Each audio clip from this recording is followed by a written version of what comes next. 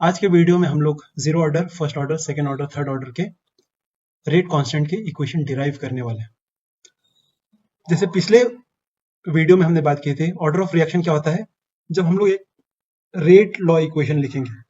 Remember, rate law equation हम लोग एक एक्सपेरिमेंट के ही हेल्प से निकाल सकते हैं। रेट लॉ इक्वेशन में क्या होता है, लेफ्ट हैंड साइड में रेट ऑफ द इक्वेशन होता है, राइट हैंड साइड में एक रेट कांस्टेंट होता है जो कि कांस्टेंट है, और आपके जो जितने रिएक्टेंट्स हैं, सपोज मेरे पास अगर रिएक्टेंट जो है ए प्लस बी गिविंग सी है तो मेरे पास दो रिएक्टेंट्स है। अगर ए गिविंग बी है तो मेरे पास एक रिएक्टेंट है।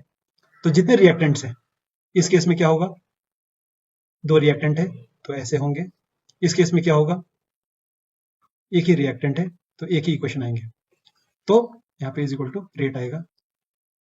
रेट लॉ इक्वेशन में क्या होता है, rate is equal to some constant multiplied by concentration of the reactant.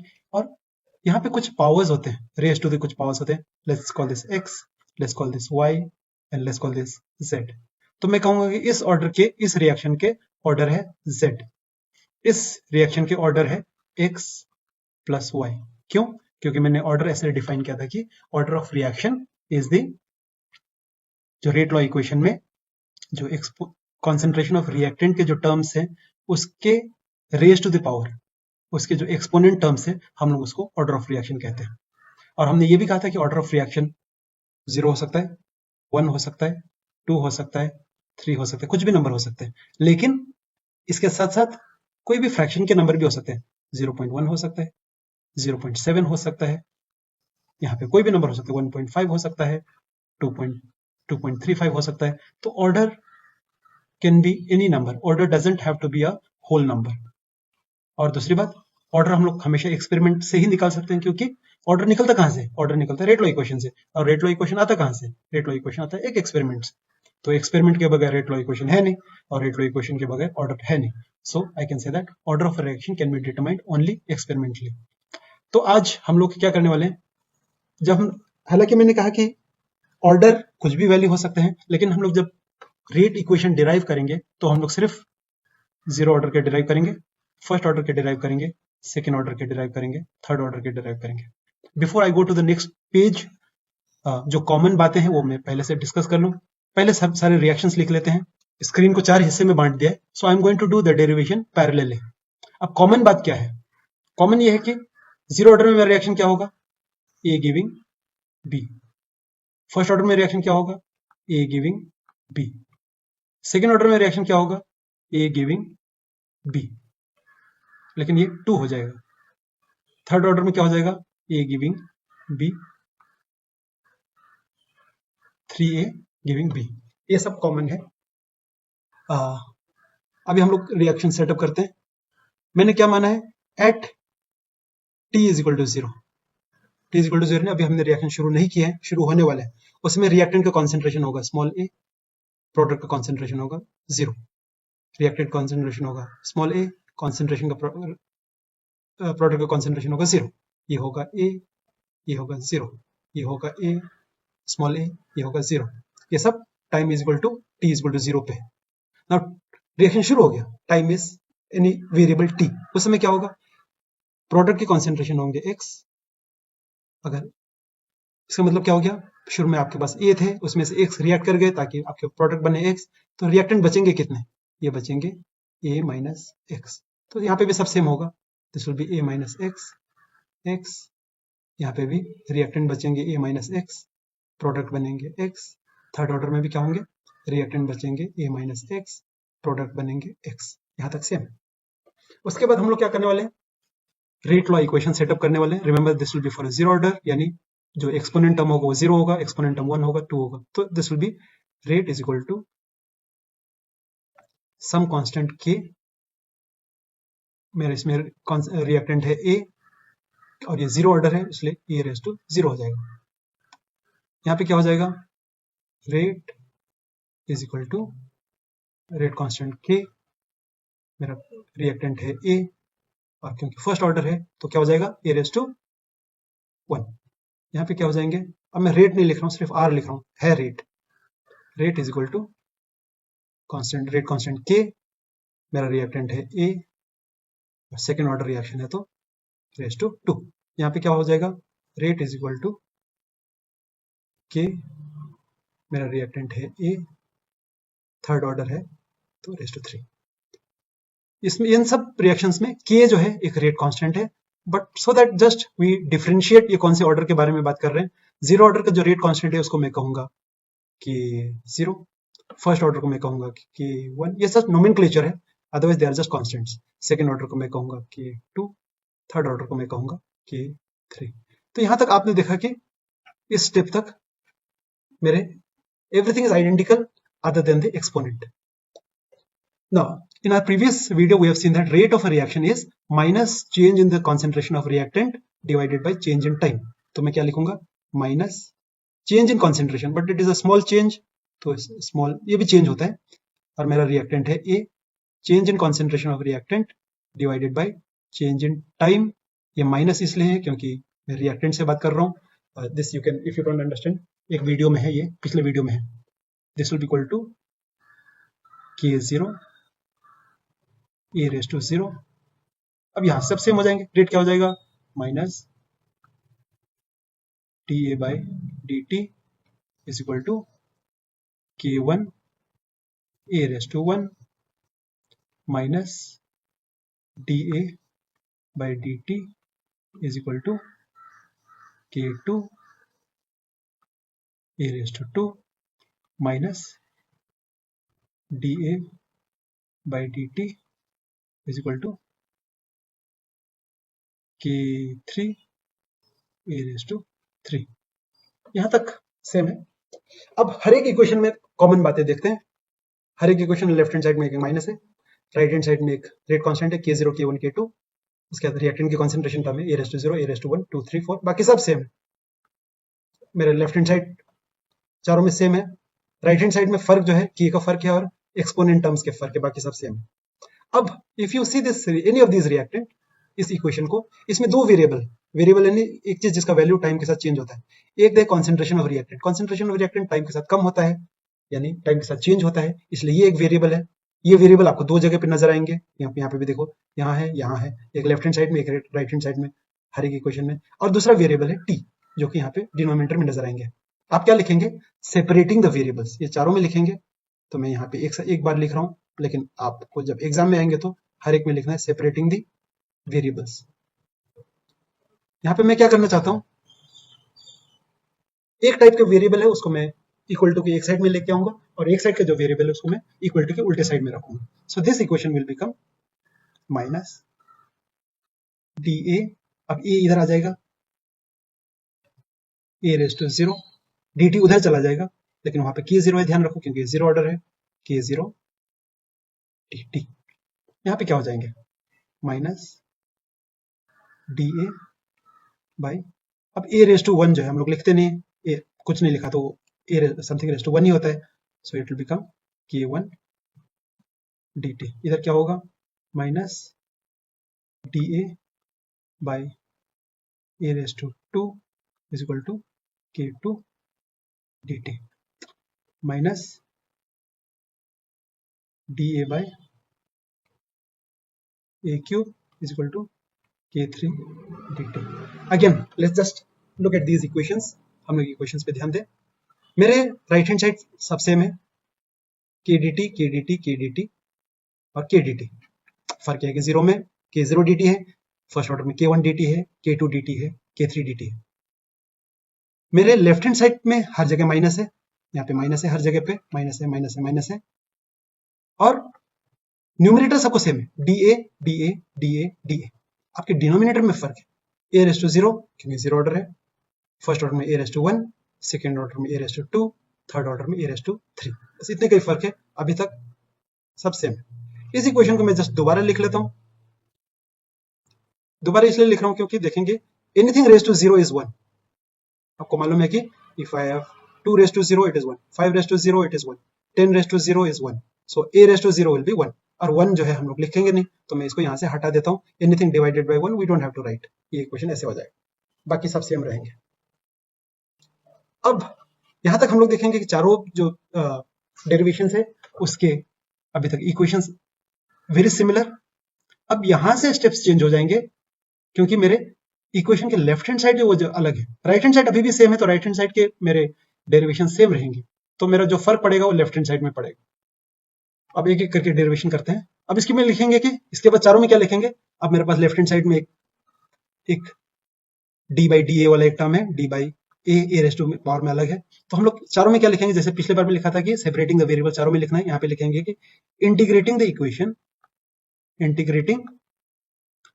Equation within limits. Okay, अब मैं एक एक करके बताता हूं। अब इसका डेरिवेशन करते हैं, इंटीग्रेशन करते हैं। So it will be minus d A integrating from A के वैल्यू कहां से चेंज होते हैं, small A to A minus x is equal to के जीरो डी टी। टी के वैल्यू चेंज होते हैं 0 से t. Integration of d x is x, so integration of D A is A, तो ये माइनस टर्म इधर आएगा। Concentration of A value है ए से ए माइनस एक्स, ए है ए minus x is equal to के जीरो डी टी के integration हो जाएगा टी। मैं इंटीग्रेशन एक ही बार कर रहा हूँ, बाकी सब में राइट हैंड साइड के इंटीग्रेशन में बार बार नहीं दिखाऊंगा क्योंकि एग्जैक्टली सेम है, T raise changing from 0 to T. अब क्या करते हैं, upper limit minus lower limit डालते हैं, तो माइनस टर्म बाहर है, तो ये क्या हो जाएगा, ए माइनस एक्स यहाँ पे ब्रैकेट आएगा A minus x minus lower limit A. अब राइट हैंड साइड में क्या हो जाएगा, के जीरो बाहर है, upper limit is T, lower limit is 0, तो यहां से बचेगा टी, तो आपको ये बच जाएगा के जीरो टी। बाकियों में भी अब मैं दोबारा ये इंटीग्रेशन करूंगा नहीं, फर्स्ट ऑर्डर में के1 टी आएगा, सेकंड ऑर्डर में के2 टी आएगा, थर्ड ऑर्डर में के3 टी आएगा, right hand side, left hand side के अलग होंगे। अब जब ये माइनस अंदर लूंगा तो ये क्या हो जाएगा, माइनस अंदर के साइन चेंज हो जाएंगे, माइनस ए प्लस एक्स, और ये भी साइन चेंज हो जाएगा, ये हो जाएगा प्लस ए, और उस इक्वल टू के साइड में हो जाएंगे के जीरो टी। तो मेरे पास एक पहला इक्वेशन आ गया जीरो ऑर्डर का जो है, K zero is equal to X upon T, ये मेरा जीरो ऑर्डर का रेट इक्वेशन।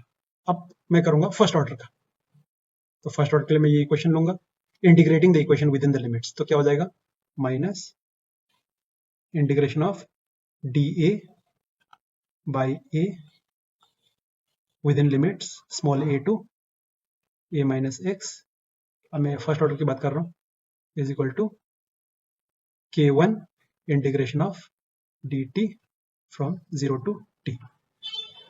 अब 1 बाई एक्स डी एक्स का इंटीग्रेशन होता है ln ऑफ एक्स, तो ये क्या हो जाएगा, इसका आंसर आ जाएगा, माइनस टर्म बाहर है, ln of integration of A from the limit small A to A minus x, और मेरा राइट हैंड साइड हो जाएगा k1 टी, टी माइनस 0 हो जाएगा जैसे पिछले इसमें कहा था। अब ये माइनस पहले अपर लिमिट और लोअर लिमिट डालेंगे, तो यहां से बचेगा माइनस ln ऑफ, पहले अपर लिमिट डालूंगा ए माइनस एक्स माइनस, अब लोअर लिमिट डालूंगा तो क्या हो जाएगा, ln of A is equal to k1 टी। अब ये माइनस टर्म अंदर चले जाएंगे तो ये साइन चेंज हो जाएंगे, so this will become minus ln A minus X plus, ये प्लस हो जाएगा माइनस और माइनस मिला के, ln of A is equal to k1 T.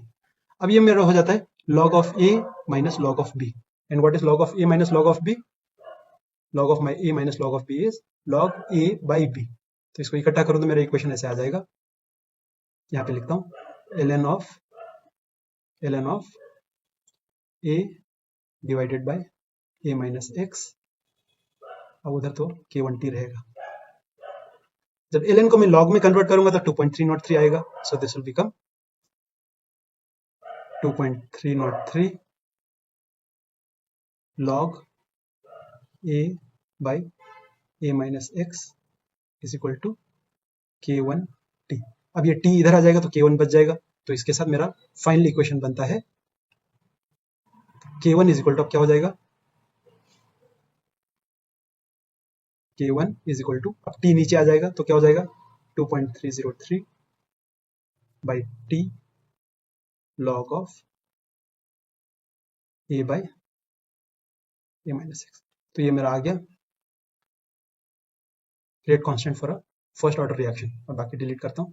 अगला जो डेरिवेशन होगा वो सेकेंड ऑर्डर के लिए होगा, तो उसके लिए मुझे क्या करना पड़ेगा, ये इक्वेशन उठाना पड़ेगा, इसको डिफरेंशिएट करना पड़ेगा, इंटीग्रेट करना पड़ेगा within the limits. So this will become minus integration of dA by A square integration from small a to a minus x is equal to integration of 0 to t k2 dt. Okay, integration of 1 by X square dx क्या होता है, integration of, यहाँ पे लिख देता हूँ,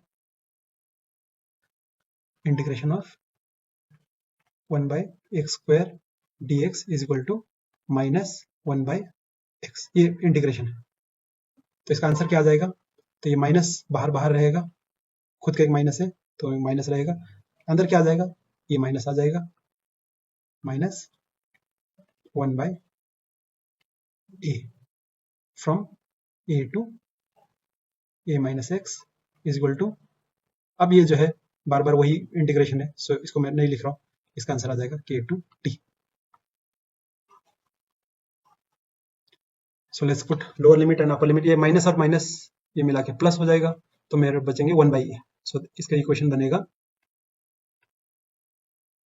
अपर limit 1 by A minus x minus lower limit 1 by A is equal to k2t।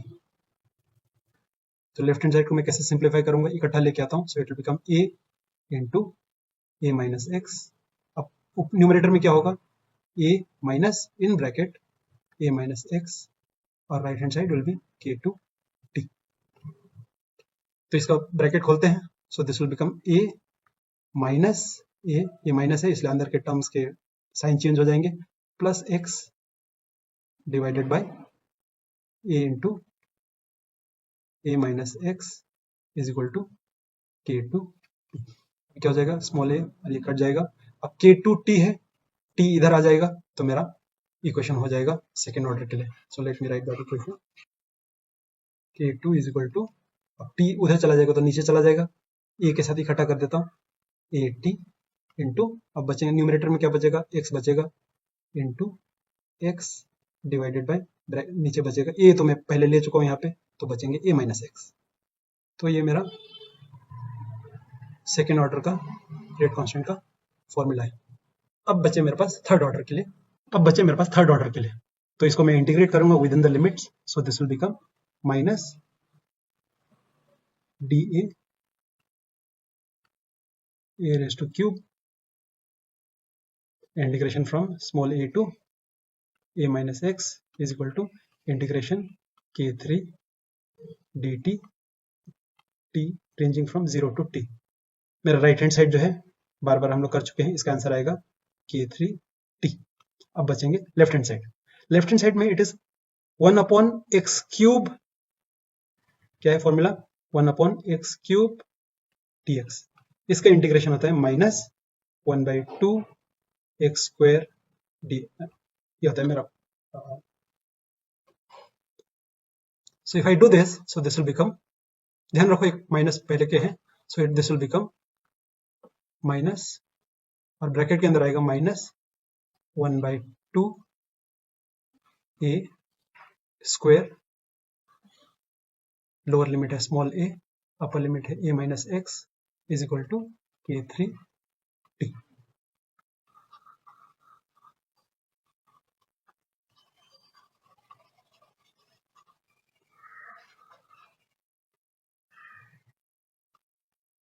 Minus term मिला के प्लस हो जाएगा, यहाँ पे मेरा अपर लिमिट है ए माइनस एक्स, अब अपर लिमिट डालूंगा ये 1 बाई 2 बाहर आ जाएगा, so my equation will become 1 by 2 a square है और ए माइनस एक्स है, so it will become 1 by A minus x whole square minus lower limit क्या है ए है, so it will become 1 by a square, और मेरा right hand side बचेंगे k3t। Okay, इसको सिंप्लीफाई करते हैं, 1/2 बाहर है, डिनोमिनेटर क्या हो जाएगा, मल्टीप्लाई हो जाएगा, so it becomes a square a minus x whole square. Numerator क्या बचेंगे, ए स्क्वायर है, a square minus a minus x whole square is equal to k3 t।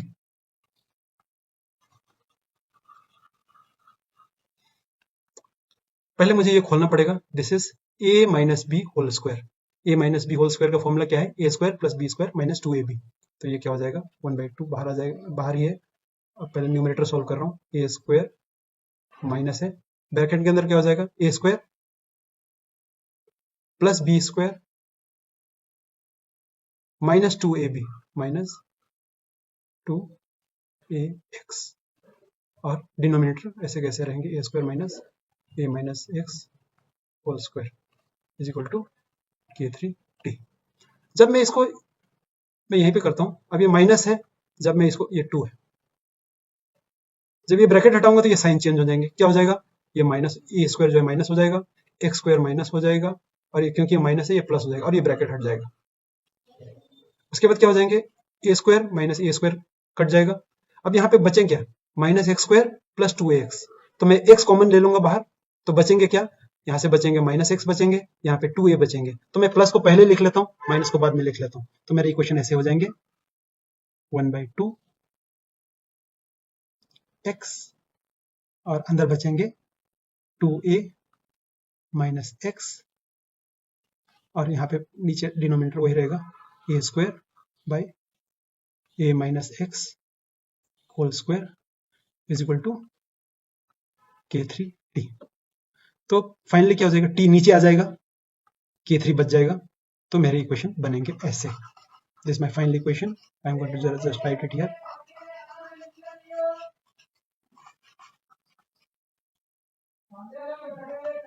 k3, इसको मैं जस्ट लिखूंगा थोड़ा सा अलग से, कि मैं क्या करने वाला हूं, x a स्क्वायर 2 और t को इकट्ठा करता हूं, so this will become x divided by 2a square t into, अब बचे ये और ये, so this will become 2a minus X divided by a minus x whole square. तो ये मेरा थर्ड ऑर्डर का रेट इक्वेशन का रेट कांस्टेंट का equation. So I have zero order, first order, second order and third order. Thank you.